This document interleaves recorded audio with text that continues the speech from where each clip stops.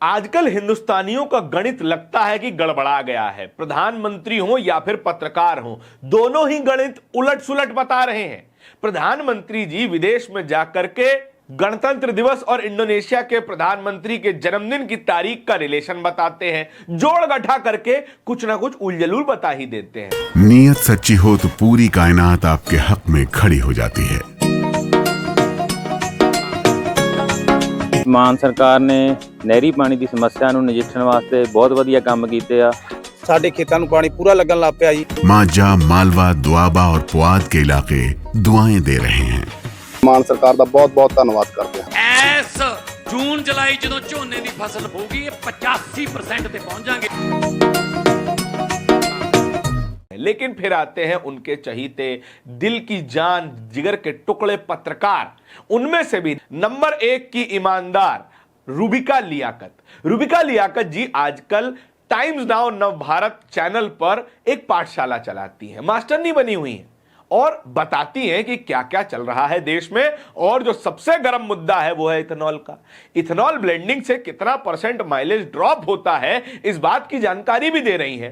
एक वीडियो खूब वायरल हो रहा है। रूबिका जी के तर्क के अनुसार अगर एक गाड़ी में 1000 रुपए का पेट्रोल डलवाया जाता है और माइलेज अगर 10 किलोमीटर प्रति लीटर मिलती है तो फिर गाड़ी 100 किलोमीटर चलेगी। चलिए यहां तक गणित ठीक चल रहा है। इसके अलावा गाड़ी अगर 2020 की है तो फिर माइलेज में गिरावट आएगी करीबन 6% की। और फाइनल जो माइलेज होगी 6% की गिरावट के बाद, पहले वो 100 किलोमीटर चल रही थी 1000 रुपए के तेल में, अब 1000 रुपए के ही तेल में 94% अब किलोमीटर चलेगी। यहीं पर मामला गड़बड़ा जाता है।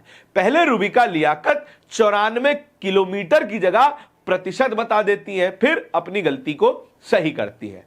लेकिन इसी बात पर बवाल भी कट जाता है, एक चैनल को धमकी दे देती है। रूबिका लियाकत का यही वीडियो शेयर करता है यूट्यूब चैनल नेशनल दस्तक का ऑफिशियल ट्विटर हैंडल और रूबिका लियाकत जी को गुस्सा आ जाता है। रूबिका जी इसी ट्वीट को कोट ट्वीट करते हुए अपनी पूरी वीडियो डालती हैं और अतिरिक्त 10 सेकंड में बताती हैं कि भाई साहब हमने अपनी गलती ठीक कर ली थी और अगर यह वीडियो नहीं हटाया गया तो कानूनी कार्रवाई कर सकती है। रूबिका जी, आपका ईगो इतना छोटा, हमें तो लगा था मेल ईगो छोटा होता है। रूबिका जी का ईगो छोटा होता है, इसीलिए छोटी छोटी बातों पर, छोटे छोटे कमेंटों पर रूबिका जी कानूनी कार्रवाई की धमकी दे देती हैं। चलिए रूबिका जी आपके गणित का भी हिसाब लगा लेते हैं। रूबिका जी ने बताया है कि अगर गाड़ी साल 2020 की है तो फिर 6% का माइलेज ड्रॉप आएगा। रूबिका जी फिलहाल के लिए भारत की सड़कों पर दौड़ती हुई तमाम गाड़ियों में से सबसे बड़ा हिस्सा साल 2023 से पुरानी गाड़ियों का है। यानी कि जब से E20 या फिर इथेनॉल ब्लेंडेड तेल आना शुरू हुआ है उससे पहले ज्यादातर गाड़ियां बेची जा चुकी थी और उसमें इस वक्त E20 पेट्रोल डाला जा रहा है। आपने माइलेज का तो बता दिया कि 6% की गिरावट आएगी, लेकिन अलग अलग सोर्सेस के अनुसार यह गिरावट 15 से 30% तक की हो सकती है। टाइम्स ऑफ इंडिया अखबार में अभिलाष गौर का छपा आर्टिकल बताता है कि सरकारी दावों के अनुसार अगर गाड़ी 15 किलोमीटर प्रति लीटर की माइलेज दे रही है, एवरेज दे रही है, तो फिर E20 पेट्रोल डलवाने से यह माइलेज घट करके 14.5 किलोमीटर प्रति लीटर आ जाएगा। यानी कि 3 से 5% की गिरावट आएगी। लेकिन सामान्य तौर पर लोग जो रिपोर्ट कर रहे हैं वो गिरावट 12 से 15% की है। यानी कि यह माइलेज घट करके 12 से 13 किलोमीटर आ जाएगी। क्या इस बात की जानकारी रूबिका लियाकत को है? चलिए आपको नहीं होगी।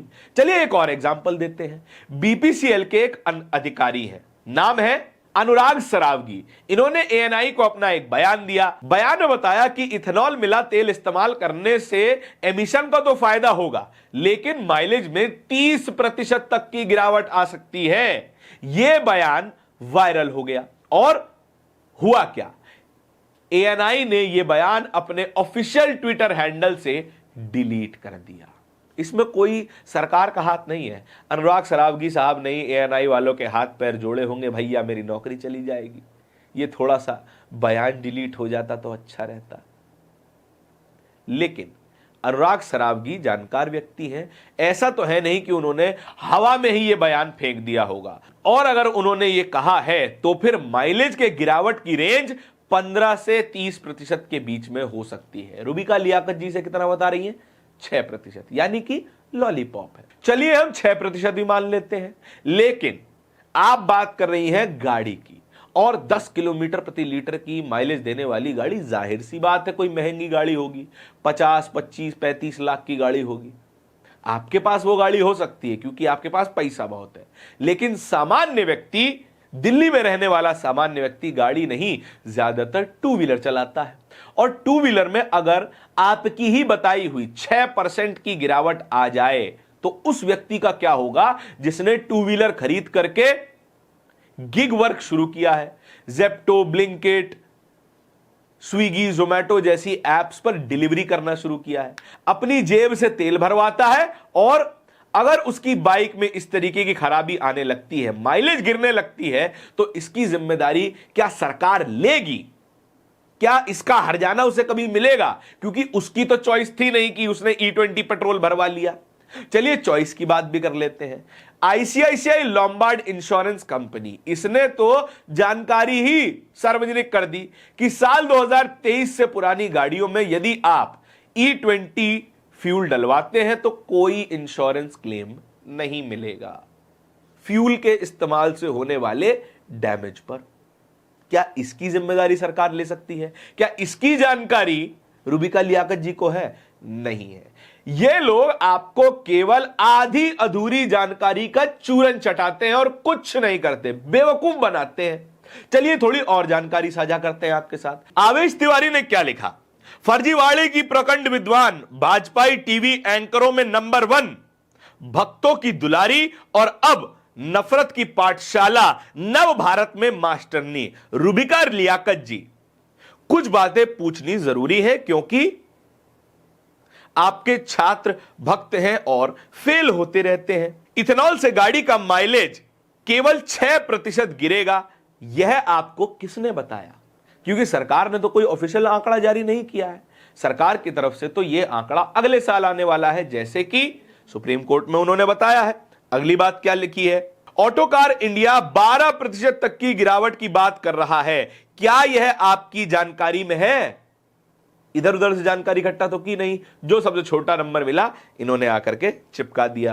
क्या आपने अपनी कक्षा में यह बताया कि इससे फ्यूल टैंक में जंग लगने और फ्यूल गैस्केट सील और रबर के खराब होने की भी संभावना है?